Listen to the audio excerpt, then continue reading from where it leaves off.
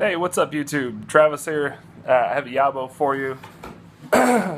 Share some of the purchases I've made recently at pipesandcigars.com. And I've tried to do this video already, so the box is already open, but still wanted to share the tobaccos with you. And this is not in regards to the recent FDA measures that are being taken. Instead, I had a birthday recently, and I had a little bit extra birthday money, so I put together a bit of an order.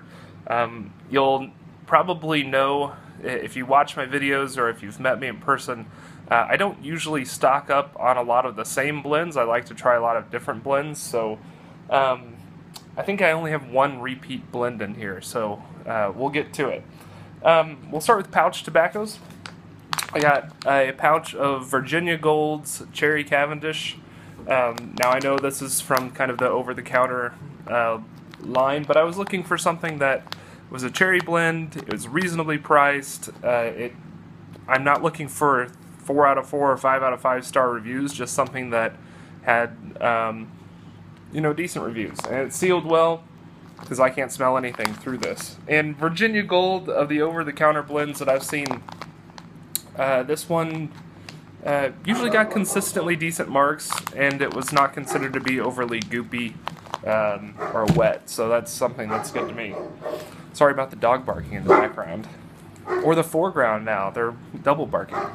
I picked up a shank brush. I know that's not tobacco, but that was in the box. I also got a pouch of Virginia Gold's Black Cavendish at pretty much $1 an ounce. It's hard to pass this up as an opportunity to try these. This actually got pretty high ratings on both Pipes and Cigars website and the Tobacco Reviews website. Alright. I got some bulk Peter Stokkebye's 41 cube cut burley. To the best of my knowledge, I haven't had cube cut burley before, or I at least have not had it straight. So I'm looking forward to trying this out. It has that nutty, toasty burley smell. And I figure even if I don't like it straight, I can always add it and extend some blends I do like with it. I picked up 2 English pouches. One is the relatively new Peterson line of pouch tobacco. This is the Wild Atlantic. It is the only English blend. I believe everything else out of that line is an aromatic. I haven't heard from anybody who smoked this yet, so if you have, I'd love to hear your thoughts on it. I like most Peterson non-aromatic tobaccos, and at $5.99 a pouch, I wouldn't say it's necessarily a lot better value than their tins because it's only 1.4 ounces. But it still is a lot more convenient than a tin in terms of carrying, so we'll give it a shot. Now this next English blend out of a pouch, I tried at the Chicago Pipe Show this year, and it was fantastic. I only got 1 pouch of it though because I have been smoking a lot of different tobaccos at the Chicago Pipe Show, and I knew my taste buds might have been a little bit wonky. But I just remember thinking I was impressed by the price point of this tobacco. And this is the Super Value English Mixture. And before you turn your nose up at it, this is $3.99 a pouch. It is an English mixture, and it just tasted like quality tobacco. And I know that the Super Value line is another over-the-counter, not really known for its high-quality blend, but I spoke to the gentleman there representing that line, and he said their effort was, there was really no over-the-counter English blend, and they wanted to put something together for that, and they tried hard to keep as high as quality tobacco as possible and keep the price point low. So at $3.99 a pouch, I mean, this is half the price of quality tinned Englishes. It's not something that I'm going to get a ton of. Obviously, I just picked up 1 pouch, but it's something that I look forward to smoking through a whole pouch so I can get a better idea of what it looks like. Now, Pipes and Cigars was also doing multiple promos recently. The 10% off McClellan's for May, the percents off for Father's Day. So based on my purchase price and what I ended up getting, I did the free tins of the Borkum Riff limited edition. So they have their 36 Degree North, which is a wine, California wine, edition. The tin is unfortunately rather dented. I don't know if you can, hopefully you can see that all right. The seal seems to be okay, maybe a little bit loose, but this was a free tin, so I'm not going to get overly upset about it. However, I have a couple other tins that are dented like this, which is really disappointing to me from Pipes and Cigars. I doubt they watch my videos, and I don't know if I'll send in any kind of complaint or not.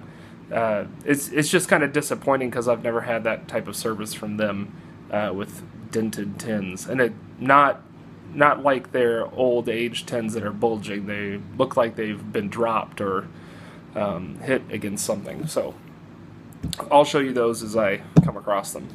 Then the other Borkum Riff limited edition tin is the 11 Degree North, the Trinidad Rum, and I expect exactly what you would think out of these.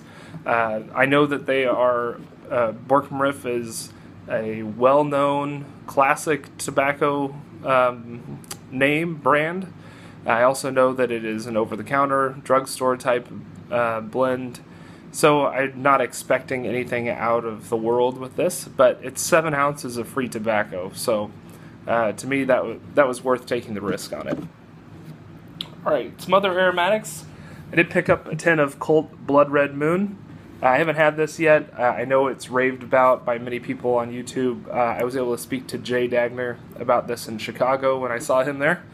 I already knew that he loved it based on his videos, but it was good to speak to him a little bit and hear his opinions about it compared to some other cherries. So I'm excited about that. Let's see here. Tin of Stanwell Melange. It's incredibly fragrant even on the outside of the tin. I don't know much about it other than a lot of people like it, and it's a little bit maybe not controversial, but maybe it's kind of you either love it or you hate it kind of thing. I did pick up the Old Shenandoah Lawless sampler. These tins usually run, I think, $7.99 each, and I picked up these two together for $9.99, so about $5 a tin. They're aromatic. They are supposed to be goop-free, not overly wet, and just kind of, I think the Barrel 76, it just says that it has a sweet room note, a sweet flavor, and then the bootlegged is similar to the 76, but with some fruit tones. So we'll see how those turn out.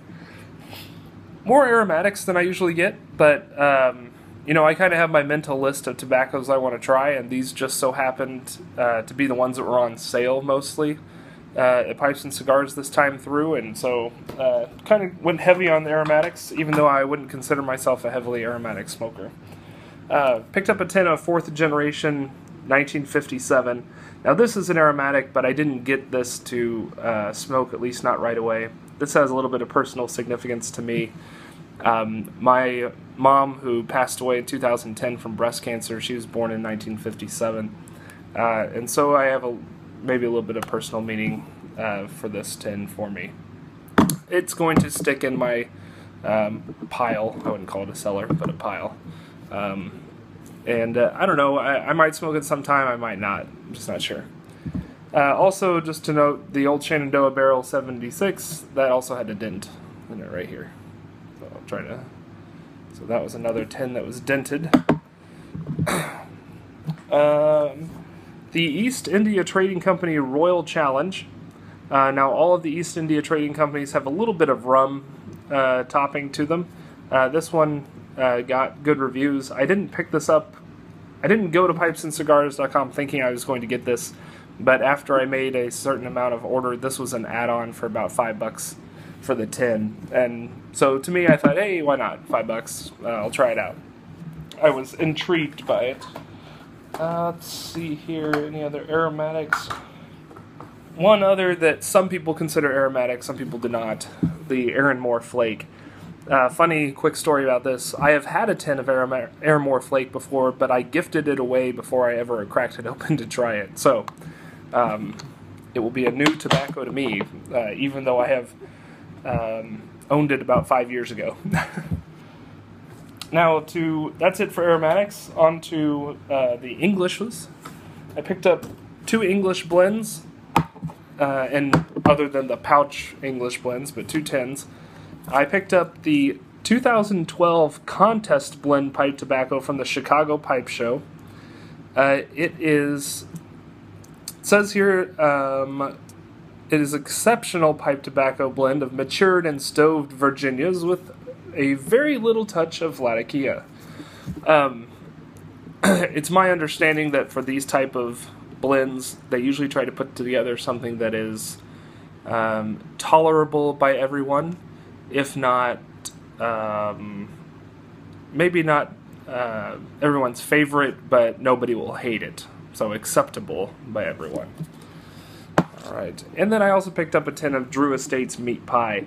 I know Raw Bills talks a lot about this, and so do other people, but to me, it's in English that I'm looking forward to try. I don't think it's going to knock my socks off, but I expect it to be good quality, so that's a good thing. Also, it's $5.99 a tin. Drew Estate had their tins on sale. Alright, that's it for English blends. Sticking with the Drew Estate line, I did get some Gatsby Luxury Flake, Virginia Preak with some Cavendish in it, I believe. If anybody's tried this, want to give me some insight, that'd be perfect. Another dented tin. See the dents right there. Let's see here. This is the repeat. I guess Aaron Moore is a repeat for me, although I never had Aaron Moore. This is a repeat tin of something I've had, the Orlick Golden Sliced. Because why not, right? Everybody needs a little bit of that, in my opinion. I also picked up a tin of Cornell & Deal's Bayou Morning Flake, Virginia Preak. I know that I've read the description. I think it sounds good, but that's about it. So if you smoked that, I'd love to hear your thoughts on it. A tin of McClellan's Blackwoods Flake. I saw recently Jeremy Larson put up a video. I guess he cleaned out all the 3.5 ounce tins, so I missed out on those. They were in my cart, and then I didn't pull the trigger fast enough. They went to back order. So I got just a 50-gram tin. Another one of those blends that lots of people talk about. I've heard a lot of things, but I've never got a chance to try it myself. So, and last but not least, and another dented tin, is the Peterson's 3Ps, Peterson's Perfect Plug. I know Tade, the Smoking Pipe Lighter, recently did a video regarding this tobacco. It was funny. His review came out on this like 2 days after I made the purchase, so I thought that was kind of interesting. I know what Tade thinks of this. If anybody else has tried this, I'd love to hear your thoughts on it. I've never had any plug tobacco. Really, I'm not familiar with many other plug tobacco blends other than the 3Ps and the Jackknife plug by GLPs. However, the Jackknife plug is often out of stock. And this one was not. And Peterson's a reasonably priced tobacco. It was $8.99 for the tin. So, yeah, that's the whole order. Nothing crazy, nothing huge. But if there's any of these you've tried and want to give your opinion on, I'd love to hear it. All right? We'll see you guys next time.